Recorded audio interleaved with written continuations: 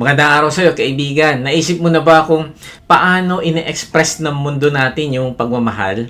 Madalas para itong kontrata kasi, di ba? Mamahalin kita kapag nabigay mo ang gusto ko o pangailangan ko. Tama ba? Nakarinig ba kayo ng ganyan? Mamahalin kita kapag mabait ka sa akin o kapag may pakinabang ako sa iyo. Mamahalin kita pag hindi mo ako sinaktan. Kung lolokohin mo ako, lolokohin din kita. Maglokohan na lang tayo. Grabe, no?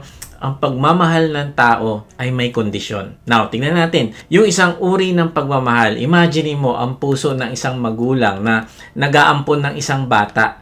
Alam mo, sa proseso ng pag-a-adapt, yung mga batang inaampon ay wala naman silang maipambabayad doon sa pumili na mag-ampon sa kanila. Wala silang kayamanan, walang mataas na status sa buhay, at kung minsan pa nga, parang mahirap pa silang kasama dahil may mga trauma silang dala-dala mula sa kanilang nakaraan. Pero sa kabila ng lahat ng ito, ibibigay ng magulang yung kanyang apelyido. Bibigyan niya yung inaampon niya ng karapatan na maging tagapagmana sa may iwan niya. At yung magulang na iyon ay mamahalin niya ang bata ng buong buo na parang sariling dugo at laman.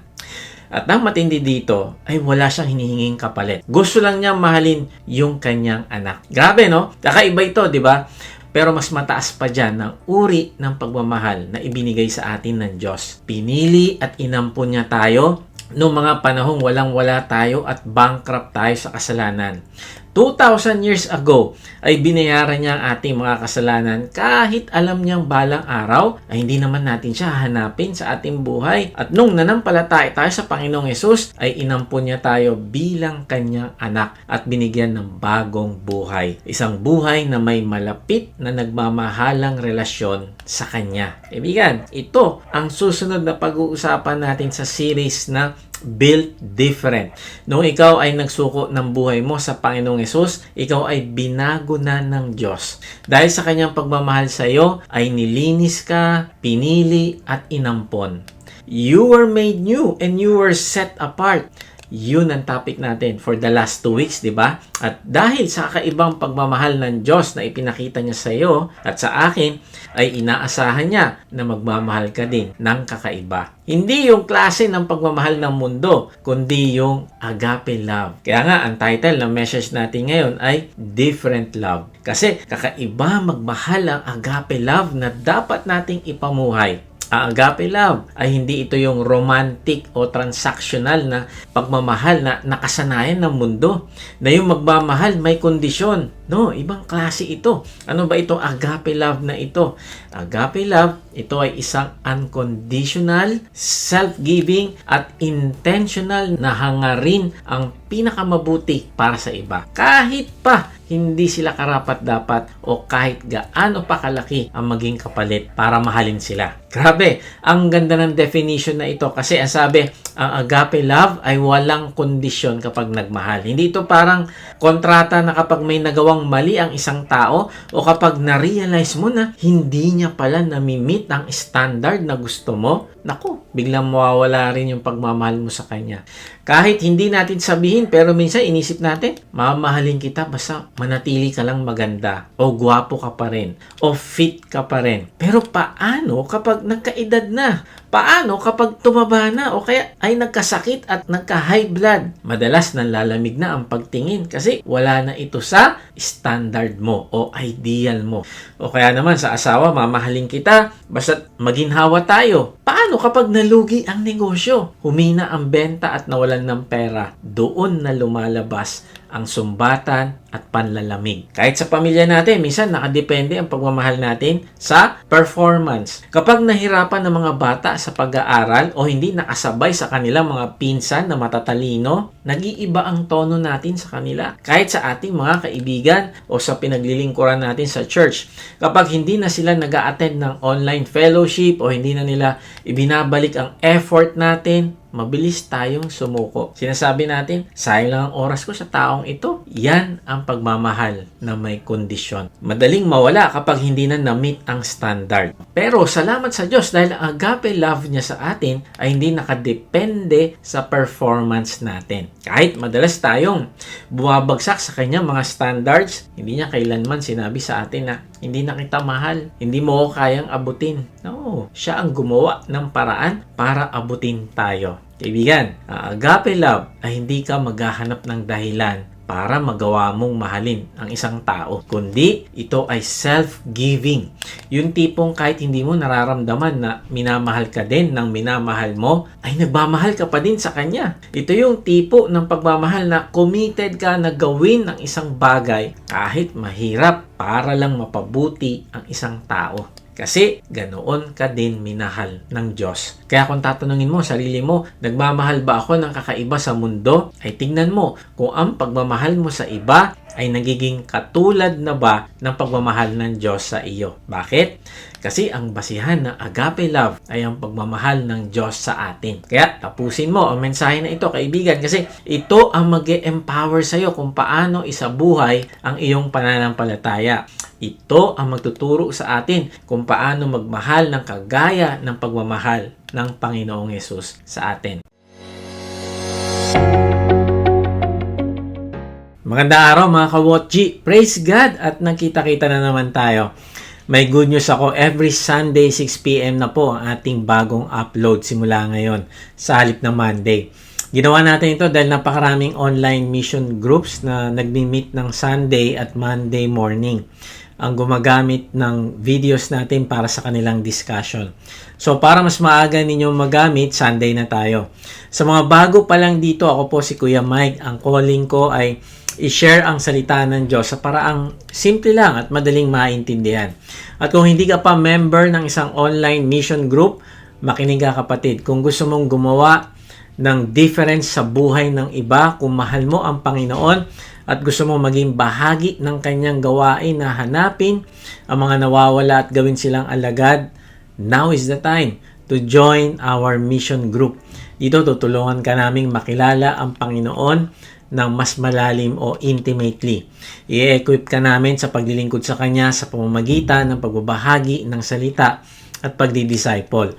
Kung ito ang tinitibok ng puso mo na sumunod sa panawagan ng Diyos sa atin, mag-type ka lang ng join sa comment section o kaya naman ay i-message nyo kami. Okay, balik tayo sa topic. Paano ba natin maisasabuhay ang agape love na magiging patunay na tayo talaga ay disciple ng Panginoong Hesus? Una, abide in the love of Christ. Pangalawa, love others sacrificially. At pangatlo, let love become your witness. So, pag-usapan natin ang una, abide in the love of Christ. Manatili ka sa pag-ibig ng Panginoong Hesus. Sabi sa John 15:5 at saka sa 9, ako ang puno ng ubas at kayo ang mga sanga. Ang nananatili sa akin at ako sa kanya, ang siya nagbubunga ng sagana, sapagkat wala kayong magagawa kung kayo'y hiwalay sa akin. Kung paanong inibig ako ng Ama, gayon din naman, iniibig ko kayo. Manatili kayo sa aking pag-ibig. Sabi sa talata, ang nananatili sa akin at ako sa kanya. Now, baka tinatanong mo, ang ibig ba sabihin nito ay wala na akong gagawin maghapon kasi buong araw ako magbabasa ng Biblia sa loob ng kwarto ko. Kasi sabi, mananatili ako sa kanya, no kaibigan? Ang pananatili o abiding ay hindi nangangahulugang pagtalikod sa mga responsibilities natin sa buhay, kundi ito ay patungkol sa kondisyon ng iyong puso habang ginagawa mo ang iyong mga responsibilidad. Ang ibig sabihin ay susuriin mo ang iyong sarili. Ang Panginoong Hesus ba ang laman ng iyong puso habang ikaw ay may gawain sa bahay, gawain sa school, gawain sa trabaho at ministry? Meron ka bang constant awareness sa presence niya na yung tipong habang nagtatrabaho ka ay nagtatanong ka sa kanya, Lord, ito po ba ang tama kong desisyon? Pag ito ba ang paglalagyan ko ng aking pera o ng aking time o ng aking talent, ay makakalugod ba ito sa iyo? ko, pag pinayagan ko ang isang desisyon na ito, ikaw ba ay mapiplease ko dito, Lord? Lord, thank you sa pinabasa mo sa akin kaninang umaga. Salamat at muli mo akong ginabayan at kinausap. Now, hindi ibig sabihin 100% ng bawat segundo ay kausap mo si Lord at wala ka nang kausap na iba. No, ang ibig sabihin lang ay siya ang ginagawa mong sentro ng buong buhay mo. Umiikot ang buhay mo sa Kanya at hindi sa mga tao. Yes, kasama natin ang mga mahal natin sa buhay, pero ang laman ng puso mo ay i-please ang Diyos sa lahat ng bagay. At napakabuti nito. Kasi mamaya, isipin mo, ano ba yan? Ang selfish naman yan. Paano naman ako at ang asawa ko? Alam mo kaibigan, baligtad. Mas lalo ka matuwa kapag ang iyong asawa ay mahal na mahal ang Diyos kasi mag-iiba siya ng paraan kung paano kanya mamahalin. Dati, nung di ko pa nakikilala ang Panginoong Yesus ay wala akong pakialam sa aking mga relasyon. Gagawin ko kung anong gusto ko gawin. Wala akong pakialam kung masaktan sila. Wala sa bokabularyo ko ang salitang kasal. Pero nung nakilala ko ang Panginoong Yesus, tinulungan niya akong lumago sa aking relasyon sa Kanya.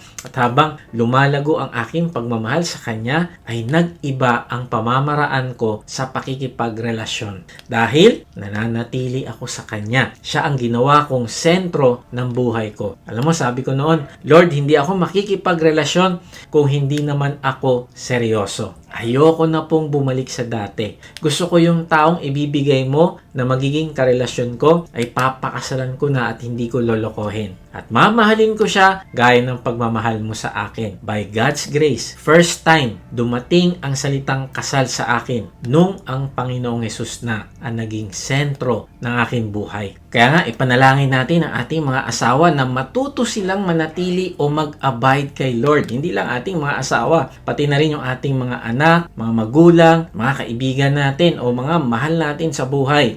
Ang pananatili sa Panginoon ay hindi isang panandaliang emosyon. Kasi nakapakinig ka ng worship song o preaching kung hindi ito ay permanente, tuloy-tuloy at buhay na connection sa Panginoon. Tingnan mo, sabi ni J.C. Ryle, to abide in Christ means to keep up a habit of constant close communion with Him, to be always leaning on Him, resting on Him, pouring out our hearts to Him, and using Him as our fountain of life and strength, as our chief companion and best friend. Wow! Para maintindihan natin yung sinasabi ni J.C. Ryle, ay pag-usapan natin yung mga saturation divers. Ito yung mga taong sumisisid sa pinakamalalim at pinakamadilim na bahagi ng karagatan para mag-ayos ng mga oil rigs.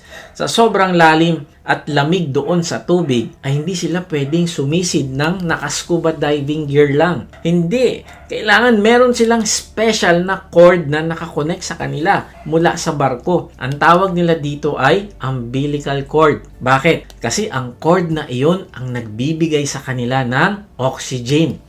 Ito din ang nagdadala ng mainit na tubig para hindi sila mamatay sa lamig. At ito din ang nagsisilbing komunikasyon nila. Alam mo, kapag naputol ang connection na yon, ilang minuto lang ay mamamatay sila. Kaibigan, ganyan ang ibig sabihin ng abiding in Christ. Ang Panginoong Hesus ang ating nag-iisang lifeline. Siya ang source ng buhay mo. Na kapag siya ang source ng buhay mo, na kapag mawala ka lang ng isang minuto sa presensya niya, ay alam mo na mapapahama ka kasi hindi ka na nakadepende sa Kanya. Kaibigan, kailan mo sinabi sa Diyos na, Lord, hindi ko kayang mabuhay kung wala ka? Lord, samahan mo po ako ngayon. Sobrang hirap po ako magmahal sa asawa ko ng walang kondisyon.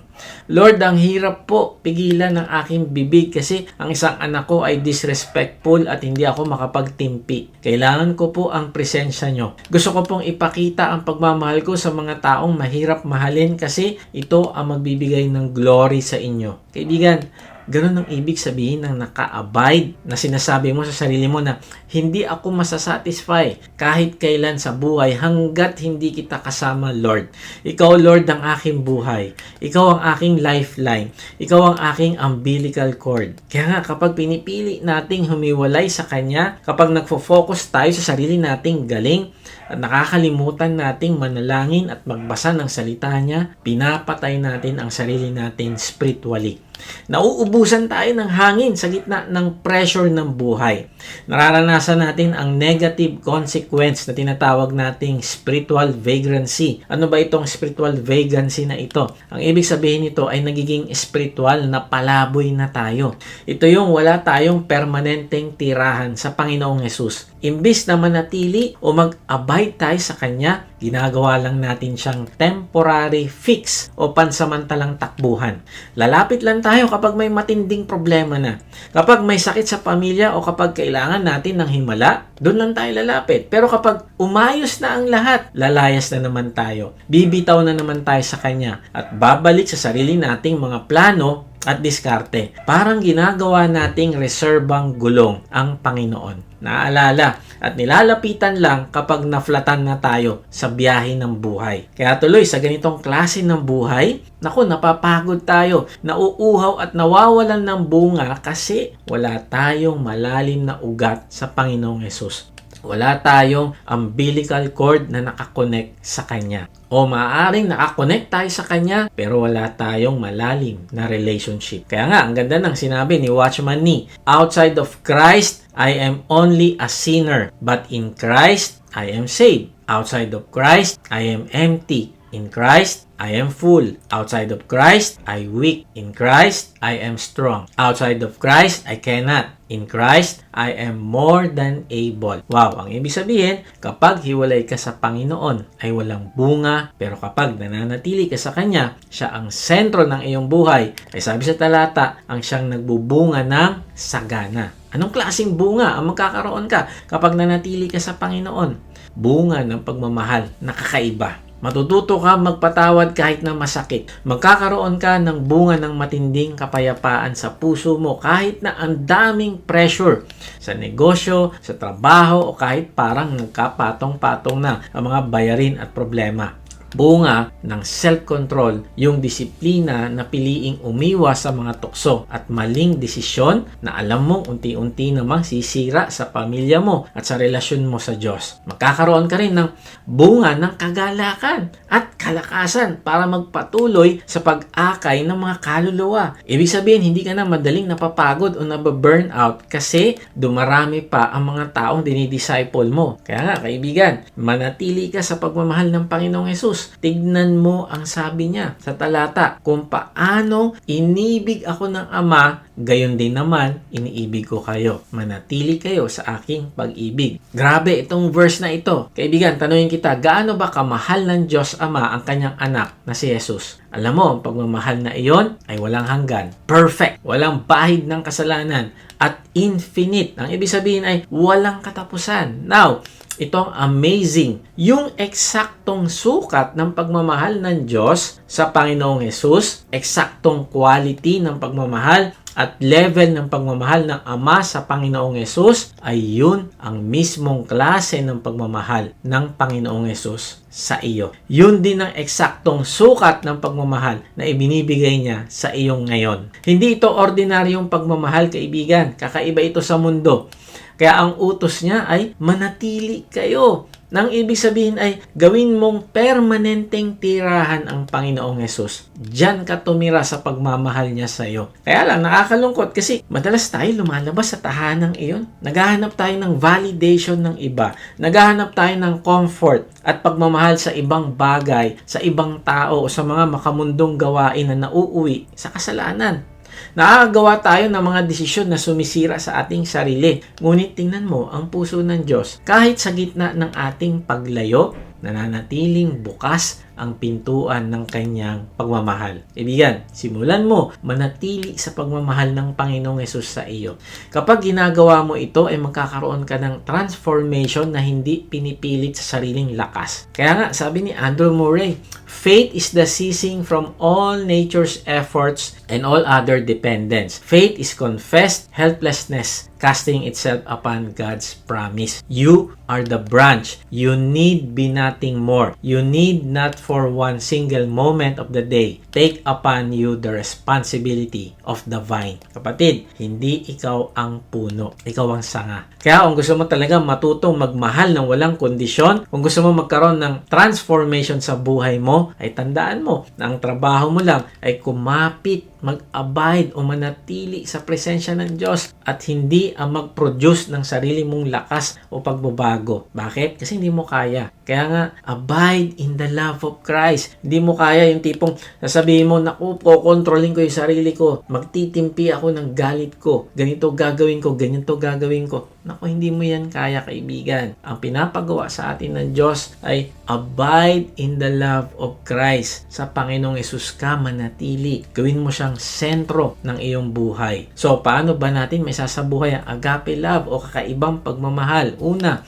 abide in the love of Christ. Pangalawa, love others sacrificially. Mahalin ang iba ng may pagsasakripisyo. Sabi sa John 15:12-14, ito ang aking utos, magmahalan kayo gaya ng pagmamahal ko sa inyo. Ang pinakadakilang pag-ibig na maaring taglayin ng sino man para sa kanyang mga kaibigan ay ang ialay ang kanyang buhay para sa kanila. Kayo'y mga kaibigan ko kung tinutupad ninyo ang aking mga utos. Maaaring tinatanong mo, Kuya Mike, paano ko mamahalin ng ganyan ang taong sinaktan ako ng sobra? Ibig bang sabihin nito, tuwing mamahalin ko ang kaaway ko o ang taong nanloko sa akin, kailangan ko siyang maging best friend ulit o ibalik ang tiwala ko agad-agad? Ang sagot, kapatid, ay hindi. Ang sacrificial love ay hindi pagiging bulag sa kasalanan o pagpayag na abusuhin ka ulit. Ang ibig lang sabihin nito, pipiliin mong hindi gumanti. Isusuko mo sa Diyos ang sakit na nararamdaman mo at hahangarin mo ang kaligtasan at pagbabago ng taong iyon. Idadalangin mo siya sa Diyos na siya ay pagpalain lalo na sa kanyang buhay spiritual. Grabe, no? Ano ba yung sacrificial love? Sa ilalim ng bagong utos ng Panginoong Yesus. Sa lumang tipan kasi, sabi sa Leviticus 19:18, ibigin mo ang iyong kapwa gaya ng pag-ibig mo sa iyong sarili. Ako si Yahweh. Sabi sa talata ay, mahalin mo ang iyong kapwa gaya ng iyong sarili. Ibig sabihin, ang sukatan noon kung paano ka magmamahal sa iba ay ang self-love natin o pagmamahal sa sarili. Paano ba natin minamahal ang sarili natin? Natural, sa atin ang self-preservation. Kapag gutom ka, papakainin mo yung sarili mo. Kapag pagod ka, pagpapahingahin mo ang sarili mo. Kapag inatake ang reputasyon mo, ipagtatanggol mo ang sarili mo. Kasi mahal mo ang sarili mo. Kaya sa ilalim ng lumang tipan, ang ibig sabihin ng mahalin ng kapwa, ay maging patas. Kung anong gusto mong gawin sa'yo, yun din ang gagawin mo sa iba. Kung may dalawang tinapay ka at gutom ang kapwa mo, hati kayo. Patas lang dapat. 50-50. Mahal mo siya, pero sinisiguro mo pa rin na ligtas at busog ang sarili mo. Tama ba? Ganun ang utos dati. Pero binago ito ng Panginoong Yesus. Ang bagong standard ng different love o kaibang pagmamahal ay sabi sa John 15:12, magmahalan kayo gaya ng pagmamahal ko sa inyo. Wow! Hindi na sinabing magmahal ka gaya ng pagmamahal mo sa sarili, kundi kung paano ka minamahal ng Panginoong Yesus ay ganun ka na magmamahal sa iba. Paano ba tayo minahal ng Panginoong Yesus? Hindi 50-50 ang ginawa niya. Hindi niya lang hinati ang tinapay, ibinigay niya ang kanyang buong sarili para maging tinapay ng buhay para sa atin. Nang makita niyang mamamatay tayo sa kasalanan, hindi niya sinabing, tutulungan ko sila, basta hindi ako masasaktan ha. Ayoko yung ipapako pa ako sa krus. No, hindi ganun ang pagmamahal niya sa atin. Ang ginawa niya, hinubad niya ang kanyang kaluwalhatian sa langit, bumaba dito sa lupa at inako ang parusang dapat ay para sa atin at hindi naman para sa kanya. Sa halip na protektahan ang kanyang sarili, ibinigay niya ang kanyang sariling buhay sa krus ng Kalbaryo. Grabe, no? Kaya nga, alalahanin mo, kaibigan, na ang sukatan ng makamundong pagmamahal ay fairness o pagiging patas. Pero ang sukatan ng different love ng Panginoong Yesus ay sakripisyo. Isipin mo ito sa totoong buhay. Halimbawa, may isang taong nanira sa pangalan mo o ng abuso sa kabaitan mo. Kung love your neighbor as yourself ang gagamitin mo, naku, ang sasabihin mo ay papatawarin ko siya pero lalayuan ko na siya at hindi ko na siya tutulungan kailanman dahil kailangan kong protektahan ang peace of mind ko at ang sarili ko. Hanggang doon lang ang kaya ng self-love. Pero kung ang standard ay ang sinabi ng Panginoong Yesus, gaya ng pagmamahal ko sa inyo, anong gagawin mo? Maaalala mo na noong ikaw mismo ay nagrebelde at nanakit sa puso ng Diyos dahil sa iyong mga kasalanan, hindi niya sinabing, lalayuan ko na itong taong ito. No, hindi ganun ang ginawa niya. Sa halip, siya pa ang gumawa ng unang hakbang para hanapin ka, para patawarin ka at yakapin ka pabalik. Kaya ang different love ay nagtutulak sa'yo na magpatawad ng buo. Ipag-pray ang taong nanakit sa'yo at maging handang gumawa ng mabuti sa kanya. Kahit ikaw ang nalugi. At kahit ikaw ang nasaktan, yes. Alam mo, ako din, na-realize ko na ang pagmamahal ko pala ay may hangganan. Minsan, ayoko mag-sacrifice. Kaya nga, lahat tayo bumabagsak din dito. Mas madalas kasi, mas pinipili nating protektahan yung ating pride. Protektahan ang ating oras at ang ating pera kaysa magsakripisyo para sa iba. Kaya magsisi tayo at magmahal ng kakaiba. Paano? Love others sacrificially. Bakit? Dahil mahal na mahal ka ng Diyos at gusto niyang protektahan ang iyong puso. Ayaw ng Diyos na kainin ka ng bitterness, galit at pagiging makasarili dahil sisirain ito ang buhay mo. Sisirain ito ang pamilya mo at ang iyong mission o discipleship group. Naalala ko ang tagpo bago ipako ang Panginoong Yesus. Siya ang hari ng mga hari pero anong ginawa niya? Naghubad siya ng kanyang panlabas na balabal. Nagtali ng tuwalya sa kanyang baywang. Kumuha ng palanggana at ginawa ang pinakamababang trabaho ng isang alipin. Ano yun? Ang paghuhugas ng maruruming paa ng kanyang mga disciples. Kaibigan, isipin mo ito. Hinugasan niya ang paa ni Pedro na alam niyang magtatatwa sa kanya. Hinugasan niya ang paa ni Judas na nagplano na magtraidor sa kanya kapalit ng 30 pirasong pilak. Kaibigan, ganyan ka-intentional ang sacrificial love. Hindi ito namimili ng taong paglilingkuran. Hindi ito naghihintay na maging perpekto muna ang isang tao bago siya mahalin. At hindi lang ito nangyari noong panahon ng Biblia. May isang instance noong kasagsagan ng matinding bagyo na Ulysses noong 2020. May isang pamilya na may-ari ng isang maliit na bakery.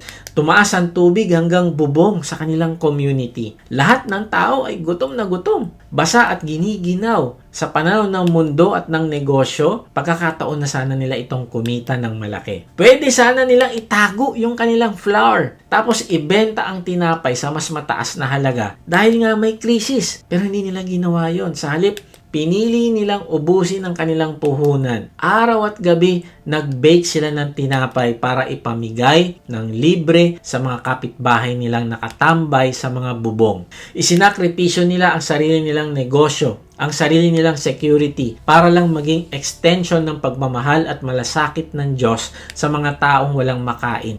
Ito ang sinasabi ni Dietrich Bonhoeffer. Sabi niya, one act of obedience is better than 100 sermons. Ang isang gawa ng pagsunod daw ay higit pa sa 100 sermon. Yung pamilyang may bakery ay hindi kinailangan ng microphone para ipangaral ng ebanghelyo. Hindi niya kailangan gawin yon.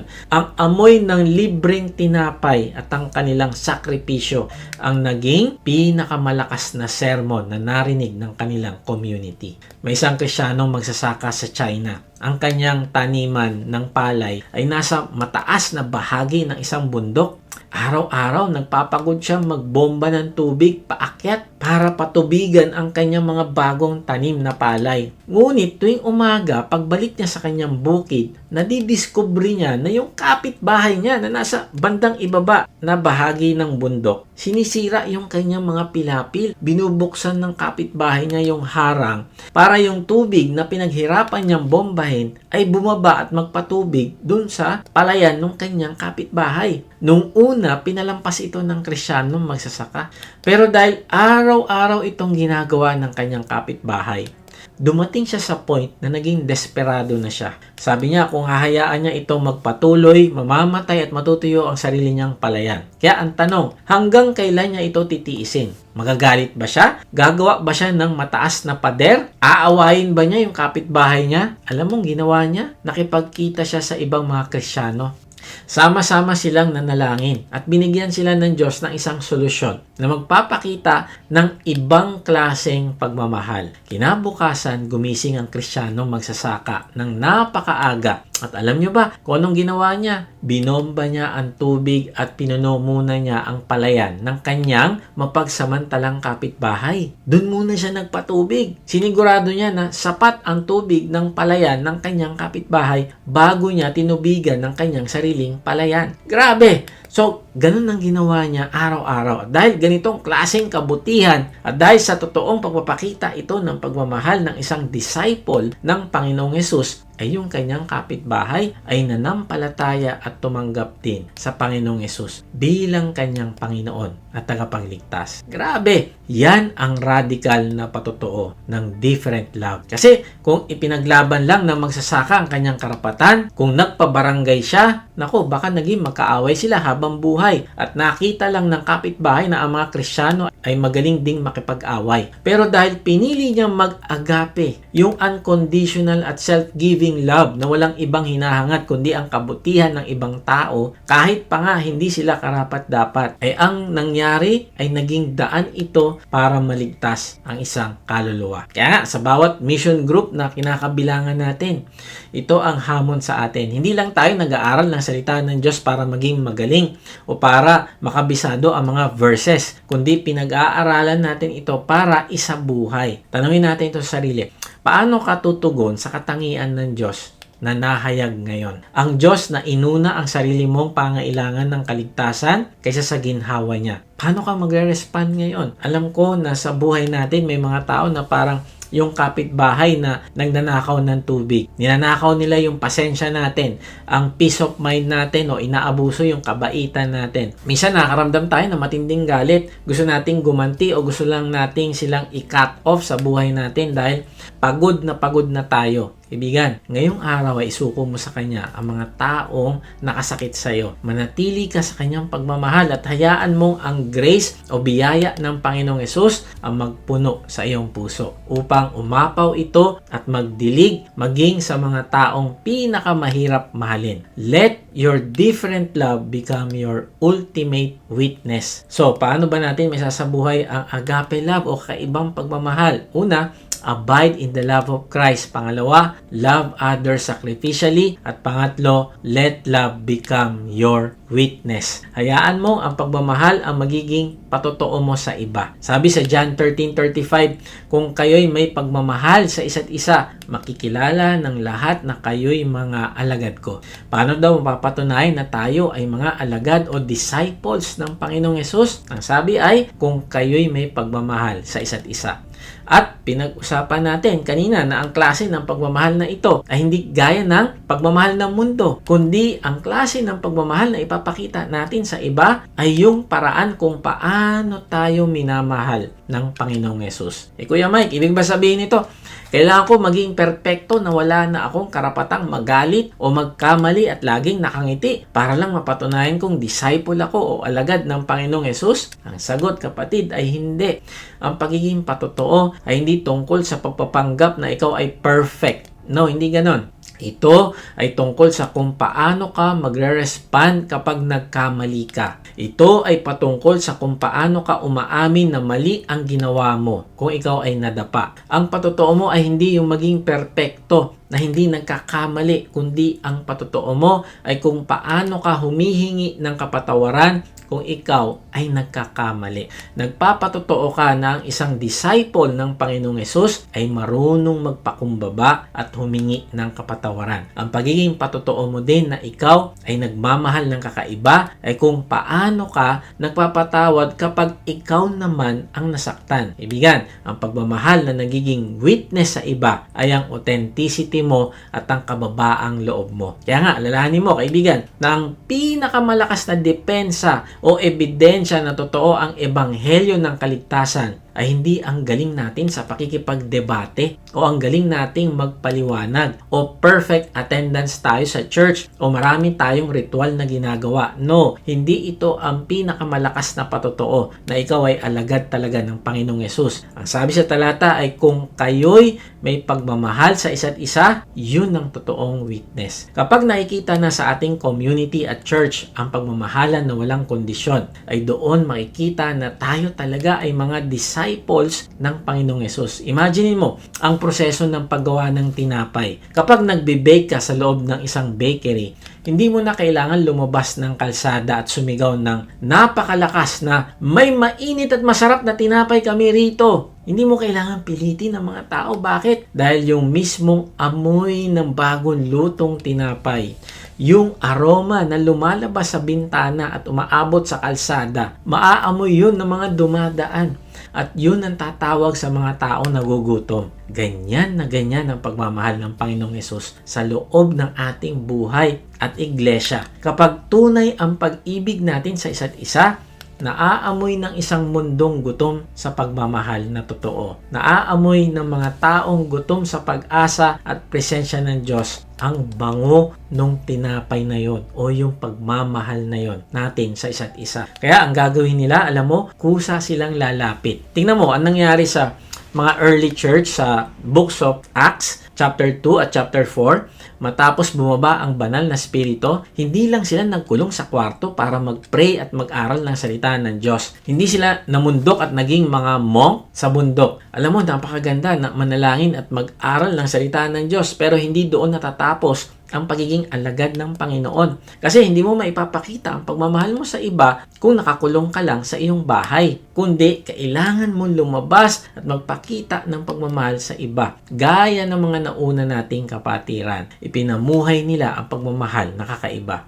Sabi sa Acts 2:45, ipinagbili nila ang kanilang mga ari-arian at ang napagbilhan ay ipinamahagi sa bawat isa ayon sa kanyang pangailangan. Grabe, ibinenta nila ang kanilang mga ari-arian at ipinamahagi ang napagbentahan sa sino mang nangangailangan sa kanilang mga kapatiran. At dahil dito, tingnan mo, ang naging resulta. Sabi sa Acts 2:47, nagpupuri sila sa Diyos at kinalulugdan sila ng lahat ng tao at bawat araw ay dinaragdag sa kanila ng Panginoon ang mga nililigtas. At dahil sa kanilang pagmamahalan, ay naging tugon ng mga tao sa kanila? Kinalulugdan sila ng lahat ng tao. At dahil dito, ay nanampalataya sila sa ebanghelyo ng kaligtasan na nasa Panginoong Yesus. At sila ay naligtas. Ang sabi ay, bawat araw ay idinaragdag sa kanila ng Panginoon ang mga inililigtas. Kaibigan, ang pagmamahal na nakita sa kanila ang naging dahilan para maging kapani-paniwala ang ebanghelyong ipinangangaral ng mga apostol. Ang pagmamahal ang naging dahilan upang maligtas ang marami nilang kababayan. Kaya nga sabi ni Kevin Van Hooser, the pastor's special charge is to care for the people of God by speaking and showing and by being and doing God's truth and love. Success in ministry is determined not by numbers, but by the increase of people's knowledge and love of God. Ang tunay na tagumpay daw sa ministry o church ay hindi nasusukat sa dami ng members, kundi sa lalim ng paglago ng kaalaman at pagmamahal ng mga tao sa Diyos. Bakit? Kasi kapag mahal na mahal ng isang tao ang Diyos, ay kusang susunod siyang umabot ng ibang tao, pakitaan ng pagmamahal at turuan din siyang lumago sa pagmamahal sa Diyos. At balang araw siya naman ang mangunguna sa iba upang sila naman din ay ilapit niya sa Diyos. Noong taong 2015 ay may mga Kristiyano sa Egypt ang dinukot at walang awang pinugutan ng ulo ng grupong ISIS sa isang dalampasigan sa Libya. Inirecord nila ito at ipinakalat sa buong mundo para takutin ang mga Kristiyano. Ngunit ano ang naging reaksyon ng mga pamilya ng mga pinatay? Sa halip na mag-rally, magwala o isumpa ang mga terorista, lumabas ang mga asawa at nanay ng mga biktima sa national television. Habang lumuluha, ipinahayag nila sa buong mundo na pinapatawad nila ang mga pumatay sa kanilang mga mahal sa buhay. Ipinagpray pa nila na sana ay makilala rin ng mga pumatay na ito ang pagmamahal ng Panginoong Yesus. Kaibigan, niyanig nito ang buong Middle East at ang buong mundo. Nakita ng mga taong hindi mananampalataya na may isang uri ng pagmamahal na mas matapang pa kaysa sa kamatayan. Noong panahon ng American Revolution, may isang pastor sa Ephrata, Pennsylvania na nagangalang Peter Miller. Malapit siyang kaibigan ni General George Washington. Now, doon sa kanilang bayan, may nakatira ring isang lalaki na nagangalang Michael Whitman. Si Michael ay isang taong puno ng galit at masamang hangarin at ginawa niya ang lahat ng kanyang makakaya para labanan, siraan at pahirapan si Pastor Peter Miller. Siya ang pinakamatinding kaaway ng pastor. Isang araw nasangkot si Michael Whitman sa kasong treason o pagtataksil sa bayan. Siya ay inaresto at hinatulan ng kamatayan. Nang malaman ito ng matandang pastor, alam mo kung anong ginawa niya? Hindi siya natuwa. Hindi niya sinabi, buti nga sa kanya, karma niya yan eh. Hindi. Ang ginawa ni Pastor Peter ay naglakad siya ng mahigit 110 kilometers mula Ephrata hanggang Philadelphia para lang magmakaawa na iligtas ang buhay ng taong ito.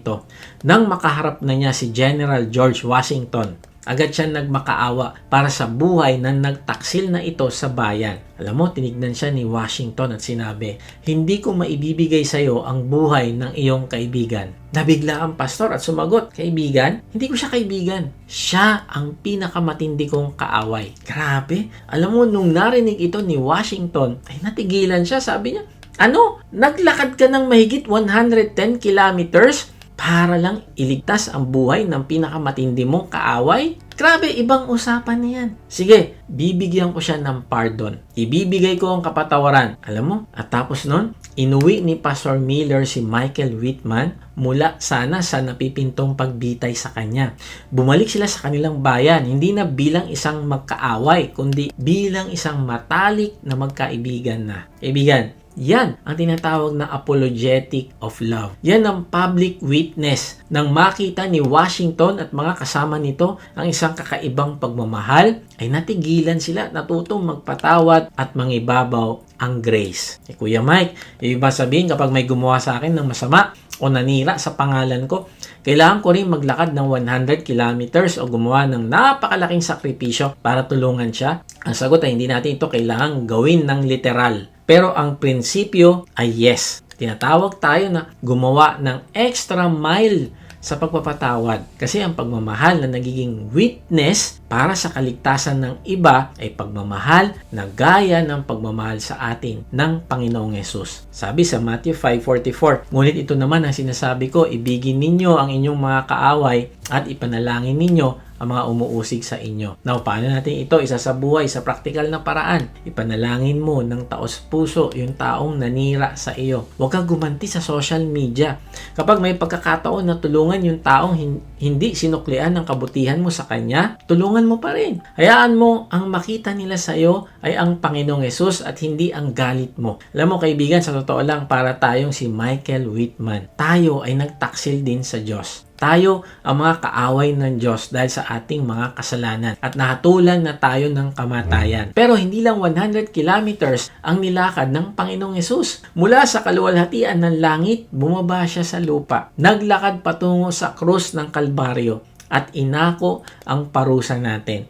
Inalis niya tayo mula sa kamatayan pabalik sa kanyang presensya. Hindi na bilang mga kaaway, kundi bilang mga tinubos na kaibigan at minamahal na anak ng Diyos. Kaya kung nais mong sagipin ka ng Panginoong Yesus mula sa kadiliman at kasalanan, ay manampalataya ka sa Kanya ngayon na Siya ang nagbayad ng iyong kasalanan sa krus. Ipahayag mo ito sa pamamagitan ng isang panalangin. Sabihin mo sa Kanya, Panginoong Yesus, inaamin ko po na ako ay makasalanan. Patawarin niyo po ako. Nananampalataya po ako na Ikaw ang nagbayad ng lahat kong kasalanan sa krus. Ngayon nga, ay binubuksan ko na ang aking puso. Pumasok ka at manahan sa akin. Tinatanggap kita bilang aking Panginoon at tagapagligtas. Simula ngayon, ay tatalikdan ko na ang aking kasalanan. Salamat sa pagliligtas mo sa akin sa walang hanggang kaparusahan. Tulungan mo ako na lumago sa aking pagmamahal sa iyo. Amen.